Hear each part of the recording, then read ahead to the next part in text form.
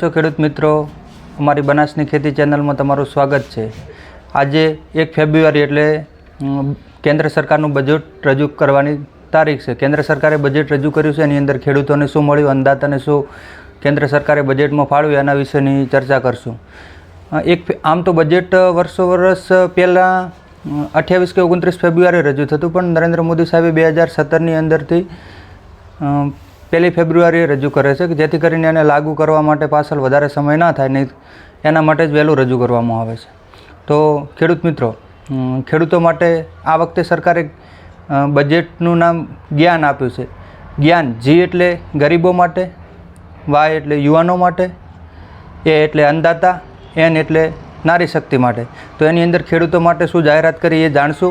એની પહેલાં અમારી channel subscribe ના કરી હોય તો સબસ્ક્રાઈબ કરજો, અને એ જાણવા માટે પૂરો વિડીયો જોશું। તો જે સરકારે ખેડૂતો માટેની જે 11 જાહેરાતો કરી છે એ તમને જણાવશું કે કઈ છે।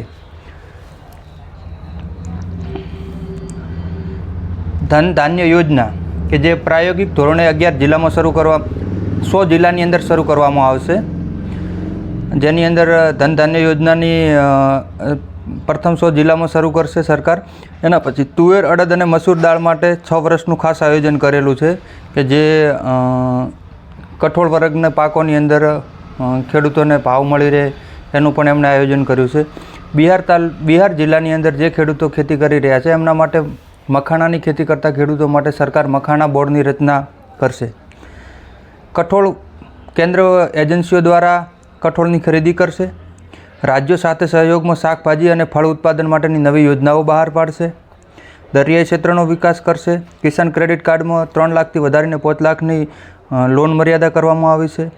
યુરિયા માટેનો પ્લાન આસામમાં સ્થાપિત કરવામાં આવશે, કે જે ટોટલ 11 યોજનાઓ છે,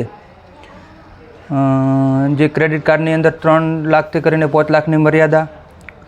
દરિયાઈ ઉત્પાદનો સસ્તા થશે। કસ્ટમ ડ્યુટીમાં 30થી ઘટાડીને 5% કરવામાં આવશે।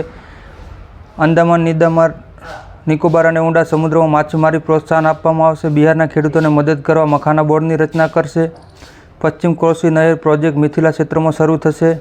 50 હેક્ટર વિસ્તારમાં ખેડૂતોને ફાયદો થશે। કઠોળમાં આત્મનિર્ભર હાંસલ કરવા માટે 6 વર્ષનું મિશન છે। ગ્રામીણ યોજનામાં પોસ્ટ પેમેન્ટ બેંક ચૂકવણી સેવાનો વિસ્તાર કરવામાં આવશે। ખાસ ગુજરાતના ખેડૂતો માટે કપાસ ઉત્પાદન માટે 5 વર્ષનો કાર્ય યોજના ઉત્પાદન અને માર્કેટિંગ પર ધ્યાન આવશે। જે પરંપરાગત કપડાં અને પહેરવેશ હતું એને પ્રોત્સાહન રૂપે સરકાર બજેટની અંદર કપાસ માટેની ટોટલ 109 પ્રકારની જાતો પણ વિકસાવિત કરશે, અને ખેડૂતોની ખેતીની અંદર વધારે ફાયદો થાય એ પ્રકારનું આયોજન કરવામાં આવ્યું છે। આસામમાં યુરિયાના માટેનો એક નવો પ્લાન રજૂ કરવામાં આવશે।